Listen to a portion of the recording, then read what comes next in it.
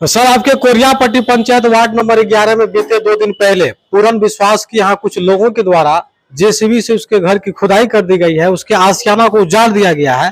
क्या कहिएगा आप? धन्यवाद आप सभी संवाददाता भाई को। आप लोगों ने इस तरह की दुर्दांत अपराध को देखकर कोरियापट्टी में आए हैं। आप सभी का बहुत बहुत स्वागत है। हम भी पटना में थे, बीमार थे और उसी 9 तारीख को हम आए थे पटना से।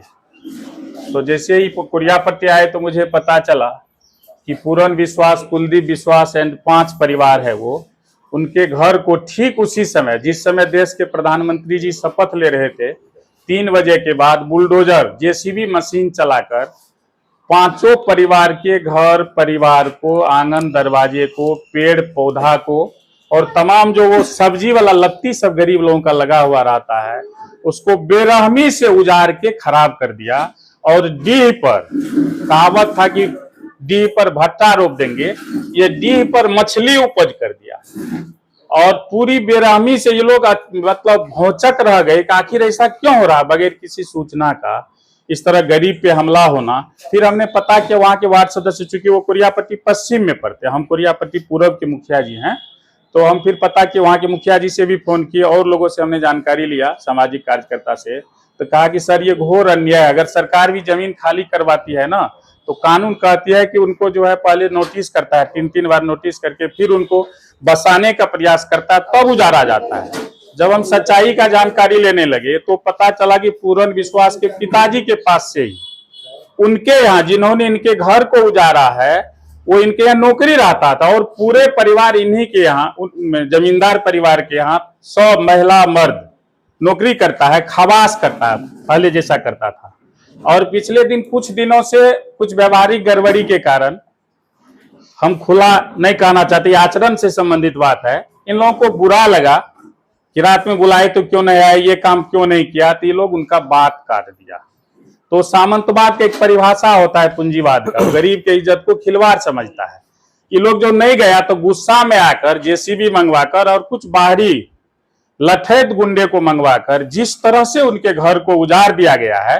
मैंने थाना अध्यक्ष जी से भी बात किया, मैंने डीएसपी साहब, त्रिवेणीगंज एसडीओ साहब से, फिर हम जिला पदाधिकारी महोदय और एसपी साहब से भी मिलकर इस बात का जानकारी दिया। पता नहीं वो कितने बड़े आदमी हैं, भारत के सबसे मजबूत आदमी का संबंधित वो जमींदार परिवार है कि अभी तक न तो कोई पुलिस का कार्रवाई उस पर हुआ है, और जो कुछ भी ये लोग जाता है रोने कलपने के लिए तो कहता है कि बच गया, और भी जो बचा हुआ वो भी तुम्हारा उजाड़ देगा, तुम्हारा कौन सा अन्याय किया, उसका जमीन था खाली कर दिया। मैं मानता हूं कि उनका जमीन था वो खाली कर दिया, पर ये तरीका सही है क्या? एक मानव होने के नाते ये सही है क्या? किसी के घर को जबरदस्ती आप उजाड़ देंगे? भारत के किसी भी अधिनियम में ये अधिकार किसी को है क्या? सरकार को भी है? अचानक आप आ जाके बुलडोजर चलवा दीजिएगा। और 5 परिवार, इधर कैमरा घुमाइए, देखिए गरीब परिवार, किसी के बदन पे कपड़ा नहीं है, बदन में खून नहीं है, छोटे छोटे बच्चे हैं। जब इनका घर उजाड़ा जा रहा था बस, तो उस समय जो है ना, ये बच्चे सब हंस रहा था, जैसे मेला लगा हुआ है, कोरियापट्टी का बड़ा मेला होता है, तो ये बच्चे लोग, महिला लोग हंसी लग रहा था। मतलब ये नहीं लग रहा था कि मेरे घर पर ही वज्र गिर रहा है, मेरा ही घर उजाड़ा जा रहा है, इन लोगों को नहीं लग रहा। इसलिए मैं चूंकि प्रतिनिधि के साथ साथ मानव भी हूं और 50 का उम्र टप गया है, तो समझ में आता है कि एक घर बनाने में कितना दिक्कत होती है। अच्छा सर, एक चीज और जानना चाहेंगे कि जिस तरह से समाज में पहले के दौर में जो पुरानी जमींदारी प्रथा हुआ करता था, वो फिर से गरीबों के ऊपर हावी हो रहा है, क्योंकि ये परिवार पीड़ित बताया जा रहा है कि भूमिहीन परिवार है, और इन्होंने लिखित आवेदन देकर के यहाँ के जो संबंधित अधिकारी हैं, अंचल अधिकारी हैं या थाना प्रभारी हैं, उन लोगों को दिए हैं, लेकिन अब तक कार्रवाई नहीं होना किस ओर संकेत कर रहा है? देखिए श्रीमान, आप सभी को कहना चाहते हैं कोरियापट्टी है, और कोरियापट्टी में 77 से बलराम सिंह यादव मुखिया हुए। सामंतवाद और पूंजीवाद, सामाजिक कुरीति के खिलाफ बड़ा बड़ा संघर्ष किए। यहाँ जमींदार के दरवाजे पर आप चप्पल जूता पहन के नहीं जा सकते थे, यहाँ जमींदार के यहाँ बढ़िया कपड़ा पहन के नहीं जा सकते थे। वे तमाम कुठाराघात को यहाँ पब्लिक के माध्यम से जागरूकता अभियान फैला करके, बलराम सिंह यादव के द्वारा जागरूकता फैलाया गया। इसके बीच कई संघर्ष हुआ, बलराम सिंह यादव को जेल जाना पड़ा। आप देख रहे हैं 2 मंदिर है, वो मंदिर सिर्फ बड़े लोगों के लिए था, धनी लोगों के लिए। ये गरीब का, शोषित, दलित, पीड़ित का ये मंदिर है, और इस तरह से ये गांव है। लेकिन आज मुझे कहने में ये शर्मिंदा लग रहा है कि मेरे गांव में, जहां के हम प्रतिनिधि हैं, इस गांव में सैकड़ों वर्ष से बसे हुए पुराने गरीब को उजाड़ के फेंक दिया गया है। ये मेरी सांगठनिक कमजोरी है, कम्युनिस्ट पार्टी मार्क्सवादी लाल झंडा की कमजोरी है कि आज आजादी के इतने दिनों बाद जहां के मुख्यमंत्री और प्रधानमंत्री कहते हैं मजबूत हैं, वहां सामंतवादी के द्वारा दिन और रात जेसीबी चलाकर गरीब को उजाड़ा गया और एक पुलिस वहां पर नहीं गई अभी तक और कोई कार्रवाई, कोई भी मदद इनको नहीं दिया गया। हो सकता है कि आने वाले 1-2 दिन में ये लोग के परिवार से दिखेगा आत्महत्या का नौबत आ गया। कमाने का कोई साधन नहीं है। सर, पूर्ण विश्वास जो भूमिहीन परिवार से आते हैं, इसके घर को तोड़ा गया है। चूंकि आप भी एक सम्मानित मुखिया हैं कोरियापट्टी पंचायत से, तो क्या इस परिवार को इंसाफ मिलेगा? इनके परिवार के साथ ही नहीं, इस इलाके में किसी भी दलित, पिछड़े, गरीब परिवार के ऊपर हमला होगा तो हम कमजोर वर्ग की मेहनत करने के लिए शपथ खाए, क्योंकि कम्युनिस्ट कमजोर वर्ग का मदद करता है। मुझे ये कहने में कहीं आपके कैमरा पर लज्जा नहीं हो रही है कि हम एक गरीब का मदद कर रहे हैं। आप पूछिए, कल भूखे था, मैंने रुपया निकाल कर दिया, क्या आपको खाना खिलाए? आपको रुपया दिए, आश्वासन दिए कि सबका, सुनिए, आपको सारा मदद करने का आश्वासन दिए। लेकिन दुख तब होता है जबकि दोनों पंचायत मिला के 1 दर्जन प्रतिनिधि हैं। जो चुनाव आता है तो नॉमिनेशन तो डाल देते हैं, लेकिन आज गरीब पर हमला हो गया है, मालिक बिगड़ जाएंगे, इस डर से एक बू तक नहीं बोलता है। इसलिए हमें गौरव है कि मैं किसी भी बात को खुलेआम, कितना भी मजबूत हस्ती क्यों नहीं रखता हो, उनके जुबान पर हम असली बात कहने का। पुलिस के द्वारा सर कार्रवाई हुई थी। मैंने थाना अध्यक्ष महोदय को कहा था कि श्रीमान ये मामला छोटा सा नहीं है कि आज FIR नहीं होता ऐसे लोगों पर, कार्रवाई आप नहीं करेंगे तो हम सर्वदलीय बैठक बुला के इस जघन्य अपराध का हम विरोध करेंगे और प्रजातांत्रिक तरीके से हम सड़क जाम करेंगे, हम आम सभा करेंगे। तो आप कहिएगा राजनीति करने लगे हैं मुखिया जी। कम्युनिस्ट पार्टी वाली को तो राजनीति चाहिए, लेकिन मैं राजनीति से ऊपर उठ के कहता हूं कि मानवता का धर्म कहता है कि जिस 5 परिवार को उजाड़ के फेंक दिया, वहां आज तक न कोई प्रशासन के लोग और न कोई इस तरह के बड़े नेता, हमारे सांसद जी, विधायक जी, सबको खबर है, लेकिन उनका कोई भी आदमी अभी तक इनके घर पे नहीं पहुंचा। ये आदमी लावारिस है, रोड पे पड़ा हुआ है। मुखिया जी, आपके द्वारा प्रशासन को आवेदन दिया गया, क्या लगता है प्रशासनिक कार्रवाई होगी? मेरे सामने में जिला पदाधिकारी महोदय, आरक्षी अधीक्षक महोदय, अनुमंडल पदाधिकारी महोदय, अंचल अधिकारी त्रिवेणीगंज, DSP साहब को, थाना अध्यक्ष को आवेदन दिया गया, पर अभी तक कोई ये नहीं है। पता चला कि जमींदार परिवार के रिश्तेदार बड़े पुलिस पदाधिकारी है, उनका फोन बड़ा बाबू को आ गया था कि बड़ा बाबू बोले कि अरे काहे उनसे लड़ते हो, तो बहुत बड़े आदमी है, उनसे लड़ोगे पार पाओगे, जाओ पैर पकड़ के माफी मांग लेना, अब घर नहीं उजाड़ेगा दोबारा तुम्हारे पास। मुझे लगता है कि ये मंडल जी बगल में बैठे हुए, इनके यहाँ भी JCB लेके चला गया था, ये भी कहीं था पता चला, और महिलाओं के द्वारा प्रतिरोध किया गया, प्रतिवाद किया गया, तो इनका घर बचा हुआ है। जबकि उनके घर से इनके घर को कोई मतलब नहीं है, उनके बसे रहने से जमींदार परिवार को कोई क्षति नहीं है। लेकिन एक बरगद पेड़ के तरह, जैसे बरगद पेड़ के नीचे छोटा छोटा पौधा देखिएगा सूख जाता है, उसको वायु और ऊर्जा नहीं मिलता, ठीक उसी तरह एक जमींदार का परिवार होता है। अपने सामने किसी गरीब को ऊपर होने देना नहीं चाहते हैं, उसको नहीं चाहता कि फले फूले, अच्छा कपड़ा पहने, रेडियो मोबाइल चलाए और अच्छी जिंदगी जिए, एक कोई जमींदार नहीं चाहता। जिस मशीन के द्वारा इन लोग का घर तोड़ा गया और वहां जो है बहुत ज्यादा गड्ढा 25 से 30 फीट खोद दिया गया है, उस मशीन को प्रशासन के द्वारा जब्त किया गया था, ऐसा मालूम हो रहा है, लेकिन बाद में फिर छोड़ दिया गया।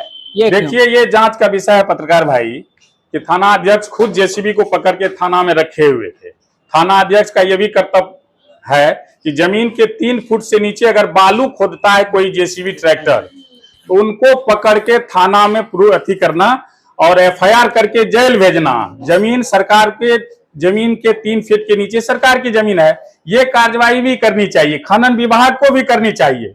लेकिन पता नहीं बड़ा बाबू को कहां से डर लग गया, उन्होंने JCB को, ट्रैक्टर को, सबको ले गया पकड़ के।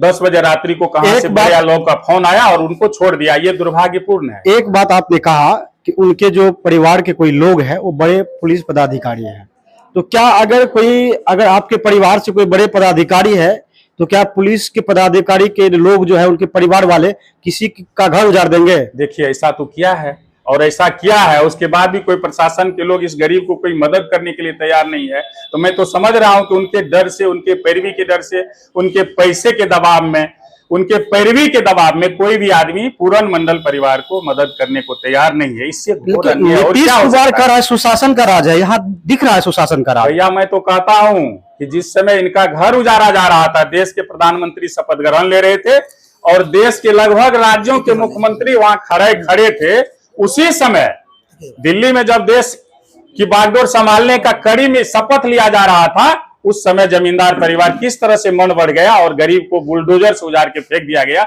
इससे बड़ा घोर अन्याय और क्या हो सकता है? सर, इस गरीब के रहने के लिए जमीन बाहर नहीं है, इन लोगों को कैसे न्याय मिलेगा और आपके द्वारा इन गरीब को कैसे न्याय मिलेगा ताकि यह दोबारा अपना घर उस जगह पे बना सके? देखिए, मैं सरकार नहीं हूं, मैं विधायक मंत्री सांसद नहीं हूं, मैं कानून नहीं बनाता, पर बाबा साहब भीमराव अंबेडकर के कानून की कुछ बातें हैं जो जमीन से संबंधित है। जो कोई 12 वर्ष से अधिक कहीं पे किसी के खतियान में या खास जमीन में, आम जमीन में कहीं बसा हुआ है, तो बगैर सूचना का जोर जबरदस्ती उसको कोई भी नहीं उजाड़ सकता है। और ये पूरे गांव का लोग गवाह है कि सैकड़ों बरस से तीसरा पुष्ट इसका उनके घर पे बसा हुआ है। पूरे जीवन भर पूरे 10-12 परिवार के सदस्य उनके यहाँ नौकरी किया। अगर नौकरी का भी पैसा जोड़िएगा ना तो जमीन से 3 गुना हो गया। पूरन मंडल का कहना है कि जीवन भर काम किए, आज तक वेतन नहीं मिला है। उनका पैखाना से लेकर लेट्रिन तक साफ किए, खाना बनाए, बाड़ी झाड़ी किए, टोटल काम किया, पर आज तक कोई जोड़ के मजदूरी नहीं दी। अरे 1 बोरा गेहूं ले जाओ, 1 बोरा चावल ले जाओ, और इसी तरह से इन लोगों का गुजर चलता है। इन परिवार के लिए सर पुलिस प्रशासन से आप क्या मतलब आश्वासन करेंगे? देखिए, आज तीसरा दिन है, 9 तारीख को घटना हुई, आज 12 है। जी। मुझे लगता है कि विद इन ए वीक, 1 सप्ताह का मैं वक्त देता हूं। 1 सप्ताह के अंदर इनको न्याय नहीं मिलेगा तो इसी कोरियापट्टी के रंगमंच पर बलराम सिंह यादव बड़ा सा मंच बना दिया है। प्रतिवाद करना हमारा जन्मसिद्ध अधिकार है। प्रजातांत्रिक तरीके से भारत के प्रधानमंत्री से, बिहार के मुख्यमंत्री से और इस शासन रखने वाले लोगों से हम कहना चाहेंगे कि आप इनको न्याय दो, नहीं तो हम सड़क जाम करेंगे और सड़क से सदन तक इस बात की चर्चा होगी। आज मुझे खुशी है कि हमारे दल के लोग सदन में सांसद है। हमें खुशी है कि हमारे 1 दर्जन मित्र लाल झंडा लेके गरीबों की आवाज उठाने के लिए बिहार विधानमंडल में है। उन लोगों के माध्यम से मैं इसका सीबीआई जांच करवाऊंगा, आखिर क्यों इनके घर को उजाड़ा गया। पीड़ित पूर्ण विश्वास को उम्मीद है कि यहाँ के स्थानीय जनप्रतिनिधि के सहयोग से हमें जरूर इंसाफ मिलेगा और मेरे आशियाना को, घर को जो उजाड़ा गया है, इस पे जरूर पुलिसिया कार्रवाई की जाएगी। तो आप लोग कितने मजबूती से इनके साथ खड़े हैं? हम कंप्लीट मजबूती से, तन मन धन से। ऐसा नहीं है कि और नेता के तरह जात वाला दल होता है, धर्म वाला दल होता है। हम लोग सेवा करने वाले दल। आप जानते हैं कि कम्युनिस्ट पार्टी गरीबों की पार्टी है, गरीबों की मेहनत करते हैं, गरीबों की सेवा करते हैं। हम पूरी तन मन धन से, विश्वसनीयता के साथ, पूरन मंडल नहीं, अन्य किसी गरीब पे हमला होगा तो उसका मैं प्रतिवाद करूंगा प्रजातांत्रिक तरीके से, प्रजा के साथ। अंबेडकर साहब के कानून के हिसाब से हम लड़ाई लड़ेंगे और वैसे पदाधिकारी जिन्होंने इसको न्याय दिलाने में कदम आगे नहीं बढ़ाया है, उसकी नौकरी तक जा सकती है, उनका जो है वेतन भी रुकेगा, उनके ऊपर कार्रवाई भी होगा। ये इस मंच से मैं कहना चाहता हूं। क्योंकि पूर्ण विश्वास आपके पंचायत में नहीं आते हैं, उसका अलग पंचायत है। पंचायत से क्या और मतलब है? गरीब पे हमला हुआ और फिर भी आप एक अच्छे समाज सेवी के रूप में विगत कई वर्षों से समाज में लोगों का मदद कर रहे हैं, उनकी आवाज बन रहे हैं। पूर्ण विश्वास जो भूमिहीन परिवार से आते हैं, ये रो रहे हैं, बिलख रहे हैं, भटक रहे हैं, इन्हें न्याय की गुहार है। तो अंत में हमारे मीडिया चैनल के माध्यम से यहाँ के सुपौल जिला प्रशासन से क्या कुछ आप मांग करना चाहेंगे? मैं जिला प्रशासन ही नहीं, दोनों पंचायत के प्रतिनिधि, इस इलाके प्रतिनिधि, देखिए, सेवा करने का कोई सीमा मापदंड नहीं होता है, दान करने का कोई सीमा और मापदंड नहीं होता है। हमारी भावना है कि गरीब लोगों को मदद करें और इस गरीब के ऊपर हमला हुआ है। मैं स्थानीय सभी प्रतिनिधियों से दूरभाष पे बात किया हूं, सभी लोगों को बुलाता हूं। 14 तारीख परसों अजीत सरकार का यहाँ पे हम लोग जो है शहादत दिवस मना रहे हैं। उसी 14 तारीख को सभी प्रतिनिधि को बुला के उस दिन हम थाना को, अनुमंडल को, जिला को मेमोरेंडम देंगे कि 3 दिन का और समय देते हैं। इस बीच में पूरन मंडल को पुनर्वासित नहीं किया जाता है तो कोरियापट्टी वही जगह है जहां पूरे जिले के फोर्स प्रशासन को आना पड़ेगा और यहाँ के पब्लिक को की बात को सुनना पड़ेगा, अन्यथा कोरियापट्टी में क्या होगा इसकी जवाबदेही हमको। आपका परिचय सर? मैं राजेश कुमार, कम्युनिस्ट पार्टी का जिला लेवल का नेता हूं, जिला मंत्री हूं, भारत की जनवादी किसान सभा का, अखिल भारतीय किसान सभा का और मुखिया संघ का भी नेता हूं, मुखिया संघ का प्रदेश उपाध्यक्ष हूं, कोरियापट्टी का मुखिया हूं।